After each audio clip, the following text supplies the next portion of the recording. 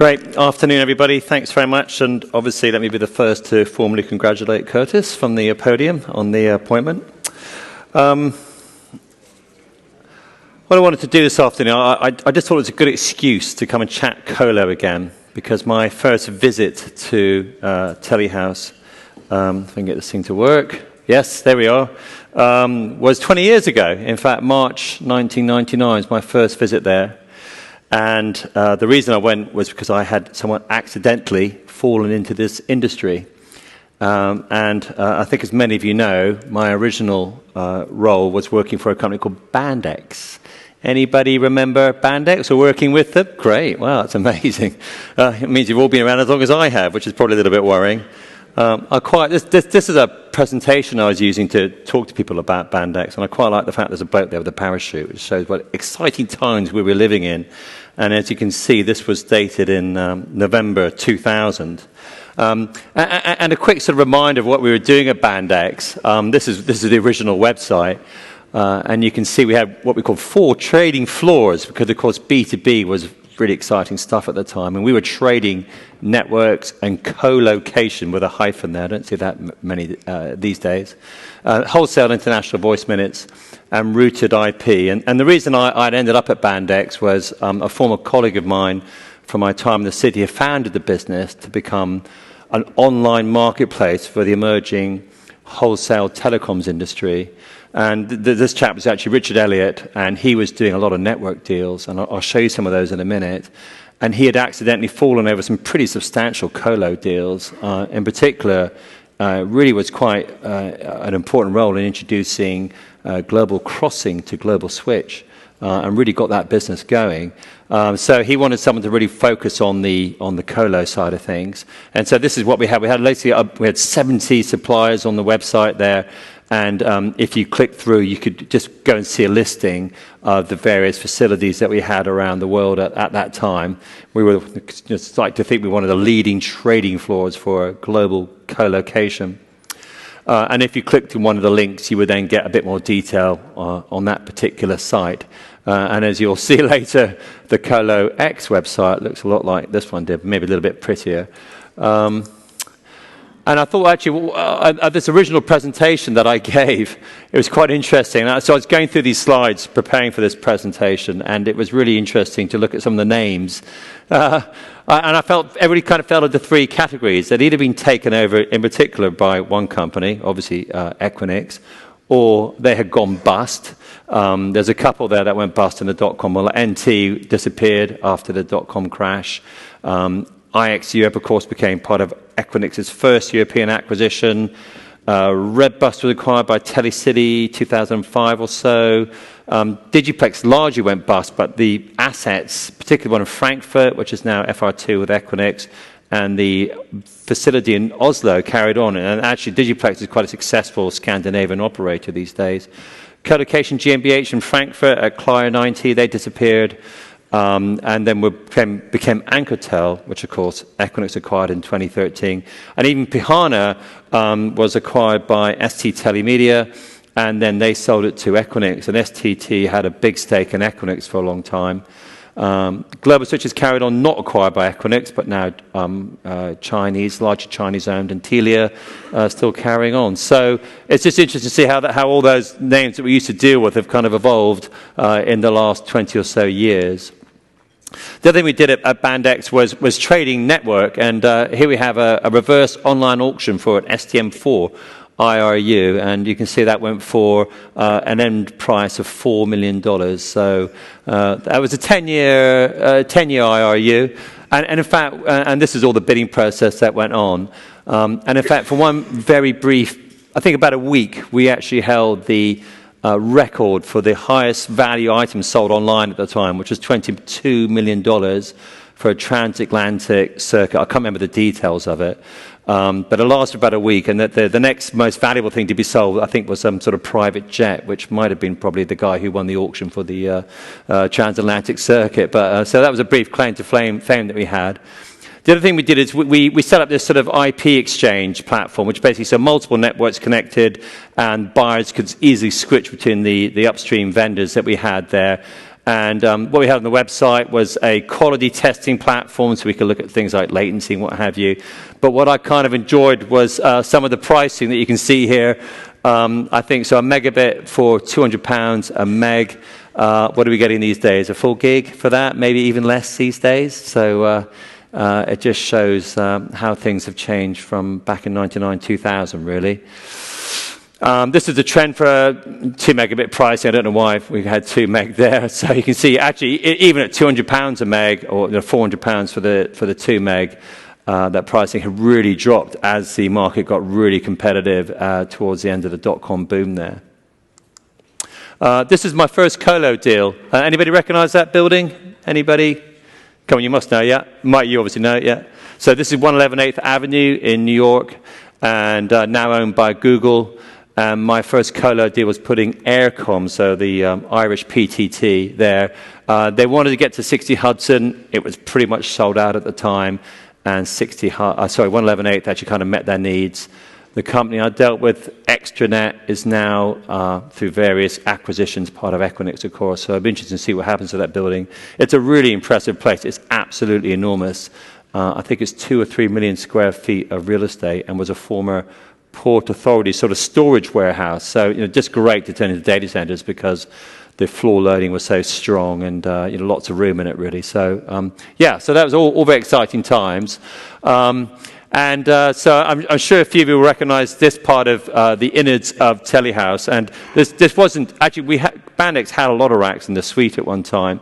But the first Bandex rack that I first visited on that first occasion 20 years ago had 350 watts as our power feed. And obviously, it was just a single power feed. And what I quite like is the glass front door to the racks there, which, of course, is completely nuts by today's standards. But it's what we did back then. So, how things have evolved. A little bit of a sort of from my darkest parts of my laptop, really, some old pictures of the Docklands campus. So, obviously, here we've got the North Building, and the East Building was up and running. This is taken from East India Station. So, and if you look forward to where we are today, well, you can barely see the North Building popping over there. We've of course got West, which opened in 2010. North 2 recently opened, I think it was end of 17, and the East Building is really overshadowed by everything. And of course this huge one here, I still think of it as Global Switch 2, but I think they like to call it London East to be with a sort of northeast-west type thing. And indeed, if you look at that particular site, this is quite an early picture, and you can see this is the site where Switch is today, looking towards Telehouse, and this is the construction phase. So I think Switch 2 opened in around early 2002. So it suggests this is around late 00 or early, in 01, I suppose. And of course that's where it is today, next door to the Telehouse campus. Quite why anybody designing a data center thought having a south-facing block of windows made sense. I'm not so sure, but I'm sure it seemed like a good idea at the time. But interested to know all the blinds in the window to keep the heat out. So state of the market. So we'd obviously had a huge, building boom. We had the dot-com boom, got going. The original Telehouse building that the guys mentioned earlier, Mark was talking about, opened, I thought opened 1990, but 89, that sort of period, and was the original building. And in the dot-com boom, we had obviously one of the earliest competitors to Telehouse was of course the original Global Switch building, or London North, I think they call it, just the other side of the Travel Lodge. And we had a whole pile of data centers come to the market at the same time, just really as the market peaked. In fact, the market this is Switch 2, which is still one of the biggest buildings in London at just under 500,000 square feet. And that opened, as I said, early 02, and probably was after the market peak, which is probably around here, probably March 01 or so. And what's really interesting is how we had this sort of flat line of no new stock coming into the market for many years. I mean, unsurprisingly, because the facilities that are all open were all desperate for customers after the telecom crash. And of course, many of us will remember that virtually all the facilities in London were all located around Telehouse or in London Docklands. So that was where we were at the end of the dot-com boom and going sort of in the early noughties. So here we go, my sort of first presentation to Telehouse, LINX52. Anybody remember that one? Oh, it's a bit of a hand gone up. That's great, thank you. February 2006. So where were we? So this graph looks kind of the same. A little bit coming on there now, but the key message was that what had been built was kind of filling up, okay? No great pressure, but there was beginning a bit of a change in the market. So some new space was coming. We had consolidation. So by this stage, Telecity had been taken private and had acquired Redbus. But so far, it was kind of fairly quiet. And my comment here about time was just raising the concern that unless we start building quite soon, we could reach a bit of an issue in the market. So on to LINX57 in May 2007. So where were we? Supply remaining tight. This is the building of what is now LD4 in Slough and was originally part of IX Europe, who were the original people behind this site. Old stock gone, facilities being filled, we're running out of cooling and power, and of course the consolidation has not helped, and very few new sites, and that was what was one of the few exceptions to what was going on. But a really, really big change in the market. Who can remember what was a big driver behind these changes in colo pricing in London? Any volunteers? Nobody can remember the big takeover there I mentioned? Okay, so it was really the consolidation of Telecity and Redbus coming together. And I'm sure there's quite a few of us here who can remember these good old days of London rack pricing, £350 per rack per month. The top was probably around 500 or so. And then in actually it really took place in early 06, we saw some really dramatic price increases. And in fact, for some users, particularly the old Redbus users, colo pricing doubled overnight and then continued on higher. So there were some really, really big changes that took place in the market in early 06 and carried on into 07. And indeed, I think just going back to this, from here on, the market really began to see some big changes going forward. So my next update on the London market was in 2015, November 2015. So just to complete the picture on the supply side, let me just see if I go into that. Okay, so there were some big structural changes that were taking place in the market. So if we go back to the end of 07, the market was pretty strong, and that's why these price changes came through. And the drivers were really particularly the financial services sector, particularly in London, and that was being driven by new regulation coming in, Sarbanes-Oxley, the FSA. There have been some quite big, 7/7, 2005 in London. People were realizing they needed DR, they needed colo away from the main offices, and this began to drive all those old facilities where we had that fixed supply were really, space is getting really, really tight, and the new ones began to come in. So there was it was quite a strong market then, and indeed we really reached a bit of a crisis point, sort of 2008, until of course things really began to get hit by the financial crisis, which kicked off 2008, 2009. So up to 2015, my next update to LINX. What was going on here? So there was a really big event for the London market in 2015. This is probably the most important presentation I gave. But the key to understand what was a driver behind the big event was the market that led up to it. And this is what this slide was attempting to explain. Essentially what I was trying to do was explain that the market in the years sort of 2013, 2014, 2015 had got really competitive. And it got competitive because everybody was chasing colo business. So the original wholesale space provider. So do you guys know what I mean by wholesale space? So this is really large users signing on usually like a property-style transaction, like maybe a bank, 10-year lease or a 15-year lease for space. And there's various operators. I mean, DRT were very focused on that at one time. Centrum, who then got acquired by DRT, were doing the same. Infinity, Global Switch has always been on the wholesale side. Our converters were new names in that space. And then also, we had a number of new entrants into the market. And whilst each one of them was quite a small operator at the time, I mean, I know there's people from Jaiwan here today, for example, but the first facility, Centra, I think was 3 megawatts up in Hemel Hempstead. No4, Everest, Datum. Each of them was relatively small, but as there were so many of them, they added up to quite a chunk of new supply for the market. And what was happening was they were all kind of converging on the colo space. So the real estate guys who previously would only sell a megawatt suddenly said, you know what, I'm not getting many wholesale deals coming through. Maybe we should start to sell more flexible space or more flexible terms. So they began to do smaller deals and kind of converge on colo. So the colo market actually became quite competitive, and we saw some real price falls on the colocation exchange. Previously, where if you're looking for a rack away from a premium ecosystem, maybe it was originally sold at $1,250 per month. That's now became a £1,000 per month type product. So it was quite a dramatic fall going through. So it was a competitive marketplace.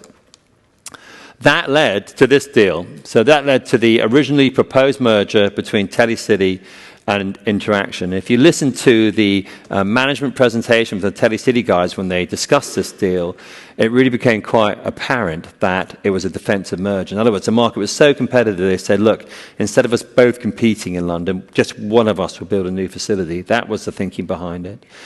But then 3 months, and in terms of share price impact, that was that sort of early impact there. So it took a big jump up in the Telecity share price. But then in May that year, Equinix came in with a really substantial increase, a 27% premium to the original Telecity share price to come in and take over Telecity. And this sort of puts the scales of the companies together. And the competition concerns was quite an issue. So you're combining, out of the big sort of 4 pan-European operators, you're suggesting 2 of them get together. And again, we did quite a lot of work on the market at that time, looking at the market share concerns from Equinix. So if you looked at the whole London market, which at that time was 3.4 million square feet in total, that's including wholesale and retail, the Equicity market share, that's the combination of Equinix and Telecity, was around 22%. But if you took away all the wholesale space, which isn't really the market that they compete in, then the market share was over 40%. And that's the thing that the European Commission was looking at when it referred the deal. And in November that year, it gave clearance for the deal on one condition, that Equinix had to sell 8 facilities, and they went to DRT, Digital Realty. And that included 2 LINX sites in London. So there was 8 facilities across Europe, 2 of which were LINX sites, Bonington House and Sovereign House, so 2 pretty well-established ecosystems. And also 2 facilities in Amsterdam and 1 in Frankfurt. I have to say, Q4 2015 was a really important turning point for the London colo market. And the key catalyst behind that were primarily there's less competition, less choice by the merger, by the takeover of Telecity by Equinix. And the other thing that happened in the wholesale sector, remember wholesale had been quite competing for retail colo, was that one of the operators, Infinity, decided that they had had enough of the market and began to withdraw. And they sold their new data center on Slough, on Liverpool Road, Slough Trading Estate, to Virtus. And I think the combination of those 2 deals, so two big operators pulling out of the market, suddenly meant there was much less competitive pressure. The other thing that changed was demand. And demand in London has really changed since 2015. And these are some figures compiled by the agent CBRE. So these years here, in the run-up to from 2015, you can see the London total market demand is sort of 15 to 25 megawatts per year, up and down a little bit. Since 2016, we were up to almost 50 megawatts. Last year, 77 megawatts. So 2018, the total demand compared to, say, 2014 has almost trebled in London. So there's been a huge increase in the take-up of demand. And there's really one key driver for that, and that is hyperscale cloud. So you're looking at the big 4 or 5 hyperscale cloud buyers have come into London, and they are buying huge volumes, huge megawatts of supply, and obviously that's largely going to the wholesale market. So massive increase in demand driven by, so 80% of last year's take-up in London, as CBRE call it, was for hyperscale. But the other thing that's equally as impressive as the take-up in demand actually is how supply has managed to keep pace with demand. I mean, it's absolutely incredible how much new stock is coming into the market to meet this new demand that's come in. So, if we should all be really amazed at the demand side, I think we should all be amazed also that every month, every quarter, supply is somehow keeping up with the increased demand of the market. So, really impressive. The other thing that this is doing is it's changing the mix in the market. Okay, so I keep quite a detailed spreadsheet of all the facilities, and you can see how things are changing. So these are my own stats here now. Go back to March 2010, and remember what I said earlier, sort of market 2005 and so, it was mostly retail space available, and it was mostly in central London. Okay, the market outside around the M25 was quite small. By March 15, the year I gave that last presentation to LINX91, it was pretty much imbalanced. So in other words, the amount of space available, particularly on places like, say, Slough Trading Estate or the Gyron facilities in Hemel, were almost equal to each other. But then since then, it's the market around London, no longer in central London, that has really seen the growth in terms of capacity. The other thing that we're seeing, of course, as I've alluded to, is that the retail part of the market is becoming a smaller part of the market overall. So we're seeing the market, the split between retail and wholesale changing. And this is 10 years of growth here. So you've now got wholesale being 54% of the market and retail 46% of the market. And obviously, I think the expectation is that's going to carry on. The other thing that's driving the market is just the sheer scale of the facilities that are being created to meet the demands of the hyperscale buyers. Give you some ideas of some of the big schemes going on in London. Virtus, very wholesale focus these days, doing a massive, I think it's about 100 megawatts in Stockley Park. ARC's facility down in Farnborough, just down the M3, it's about 50 megawatts. E-Shelter, I don't know if there's anybody from NTT here today. No. Oh, here we go. Oh, Gyron, of course. Yeah. So I think E-Shelter is the data center brand for the Dagenham scheme that they're doing. 60 megawatt scheme there. Cow Data been up and running for a bit now. 4 buildings in Harlow. Each is 8 megawatts. That's 32 megawatts. And even Global Switch. And you might look at Global Switch and think not much is happening. But these are 20-year-old facilities now, and were built to standards and power densities that are 20 years old. So Global Switch 1 is probably only around half a kilowatt a meter, and Switch 2 is about 3/4 of a kilowatt a meter. So if you can put more power into that room, which is what they're going to do, and they're both really big buildings. I think in total they're probably about 70,000 meters. If you add another kilowatt per meter over that, you're getting a lot of new capacity. So even in wholesale in central London, there's a lot more capacity that can come to the market. So some really, really big schemes coming on in terms of capacity. Another thing that we're seeing is some new names coming into the market.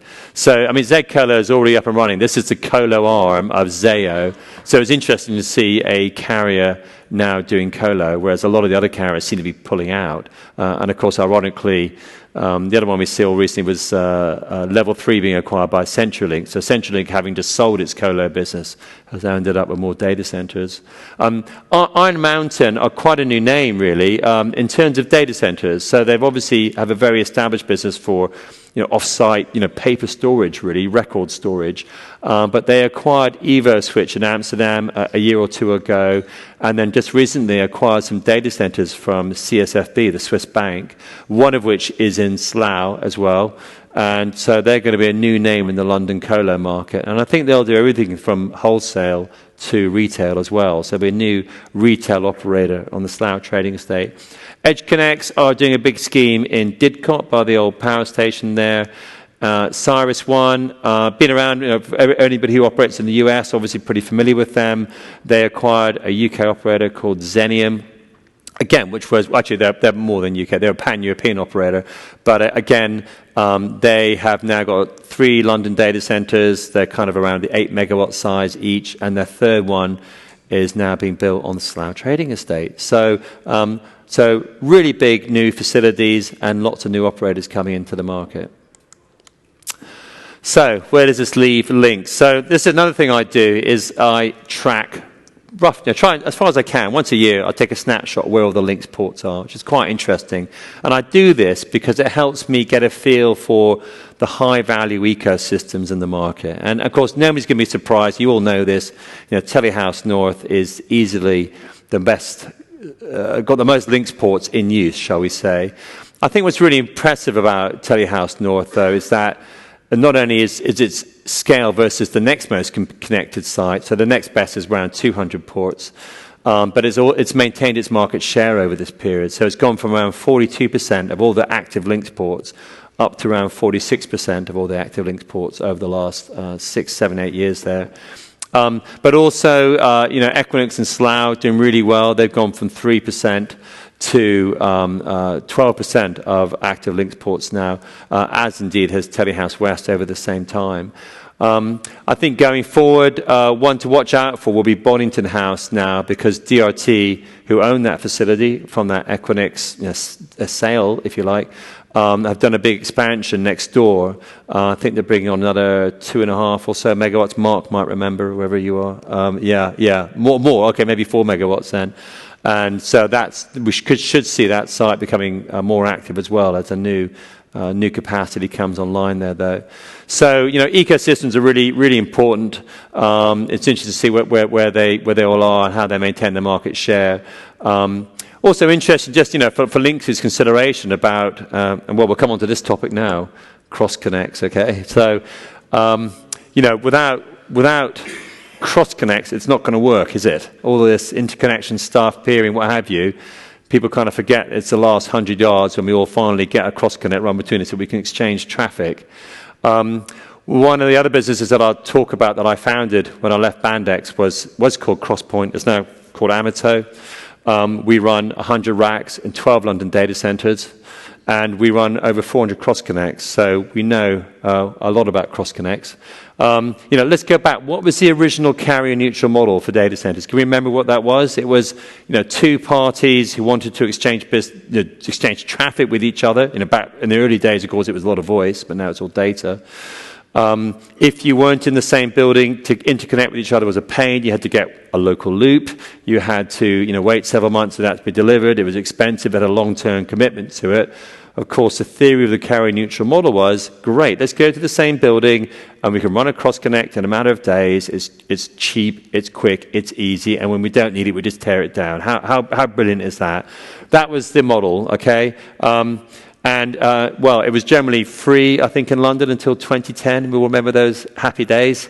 And things changed. So there's now a really wide range in the London market of both install charges, recurring charges, and we've now, the latest gizmo we had come in this year was one operator. Now it's going to index these charges.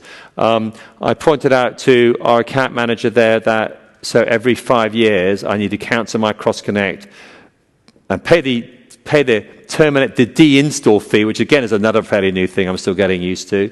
Pay the de-install fee, reinstall it, and I'll be saving money. And how does that make sense? So, I think go back, carry neutral model got a lot of great sense to it. The key is obviously not to kind of kill it off with very high charges that make business difficult, really.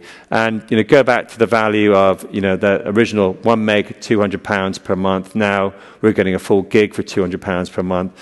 If the cost to get that gig is really impacted by the cost of the cross connect, particularly for smaller users, then it becomes quite painful. And obviously from the buyer point of view, you need to do your research and look at the whole cost of ownership, not just the colo that you're paying for, but what are the cost of other charges as well.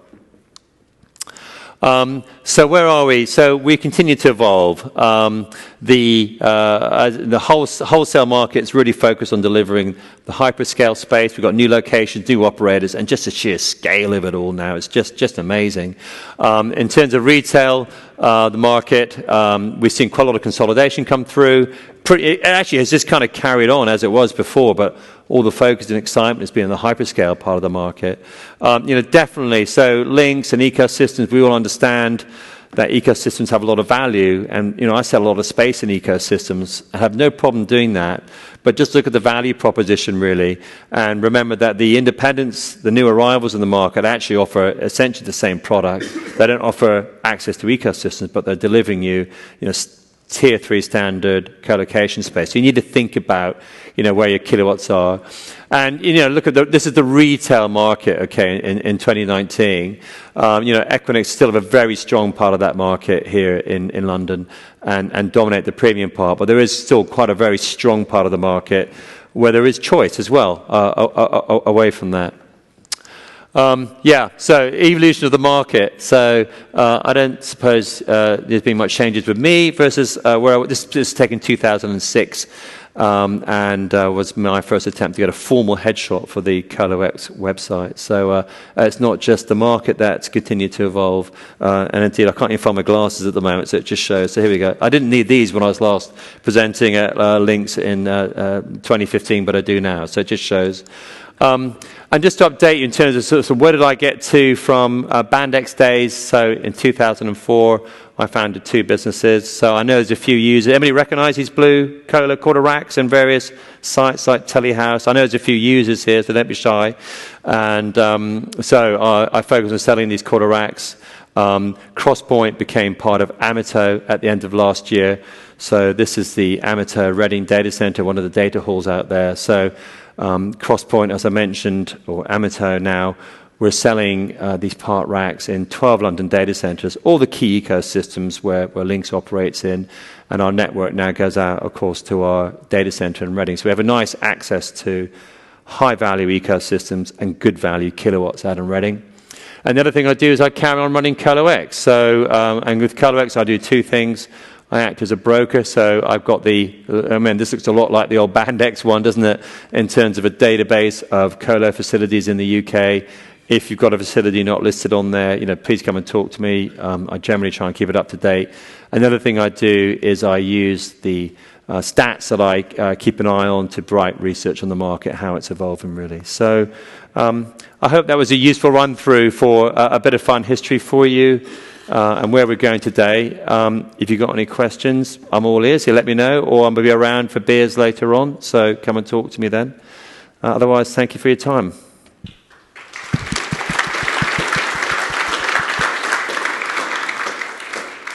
Any questions? Oh, yeah. Right. Oh, right. Thank Mike. Thanks for a really interesting presentation. There's probably people in my organisation that know this much better than I do, but in terms of the power demand from all these new facilities that are coming online and that's being taken up by various people, how is that being supplied, and do you see any challenges there?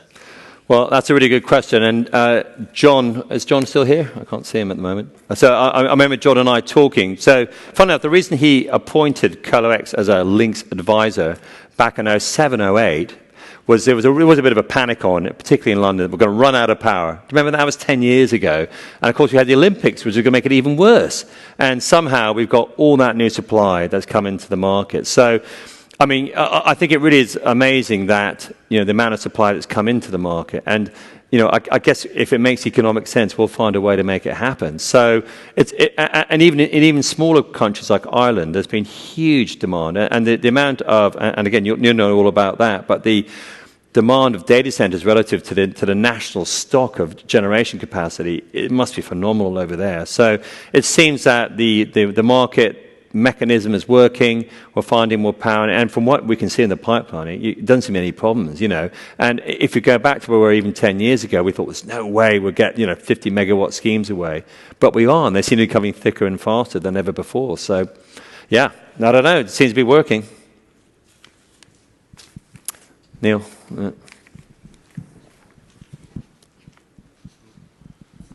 Tim, I just wondered, can I do a bit of future gazing? So I was talking to an old buddy at Cole who's got a big data center footprint, and he's kind of bored of it because he has 3 customers now.